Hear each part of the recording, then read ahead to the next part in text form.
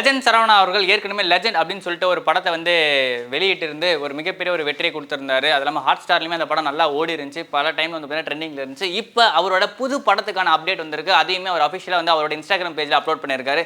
குறிப்பாக அதில் ஒரு ஹேஷ்டேக் யூஸ் பண்ணியிருக்காரு, நியூ கேம் ஸ்டார்டட் அப்படின்னு சொல்லிட்டு போட்டிருக்காரு. லெஜண்டோட நியூ கேம் என்ன, எந்த மாதிரியான ஒரு கதை காலத்தில் அவரோட புதிய படம் நகரப்போகுது, யார் யாரெல்லாம் இருக்க போகிறாங்க அப்படின்ற ஒரு தகவலுக்காக வந்து பார்த்தீங்கன்னா மக்கள் ரொம்பவே ஆர்வமாக இருக்காங்க. குறிப்பாக வந்து பார்த்தீங்கன்னா ஒரு பெரிய சக்ஸஸ்ஃபுல் பிஸ்னஸ் மேனாக மட்டும் இல்லாமல் திரைத்துறையிலையும் சாதிக்கணும்னு சொல்லிட்டு அவர் நிறைய விஷயங்களை பண்ணிட்டு இருக்காரு. ஏற்கனவே வந்து அவர் நடிச்சிருந்த அந்த படத்தில் வந்து பார்த்தீங்கன்னா பல முக்கியமான ஆர்டிஸ்டாக நடிச்சிருந்தாங்க. இந்த படத்துலையும் அதே மாதிரி வந்து பார்த்தீங்கன்னா பல ஆர்டிஸ்ட்லாம் நடிப்பாங்க அப்படின்னு சொல்லிட்டு எதிர்பார்க்கலாம். குறிப்பாக இந்த படத்தை யார் இயக்குறாங்கன்னு பார்த்தீங்கன்னா தனுஷோட கொடி, சிவகார்த்திகேயனோட எதிர்நீச்சல், அதுக்கப்புறமா கருடன், சூரியன், இந்த மாதிரியான படங்கள்லாம் இயக்குன துரை செந்தில்குமார் தான் வந்து பார்த்தீங்கன்னா இந்த படத்தை எடுக்க போறாரு. அது மட்டும் இல்லாமல் இந்த படத்துக்கான பிஆர்ஓ அப்படின்னு சொல்லிட்டு நிக்கிலோட பேரையும் வந்து பார்த்தீங்கன்னா அவர் இன்ஸ்டாகிராமில் மென்ஷன் பண்ணியிருக்காரு.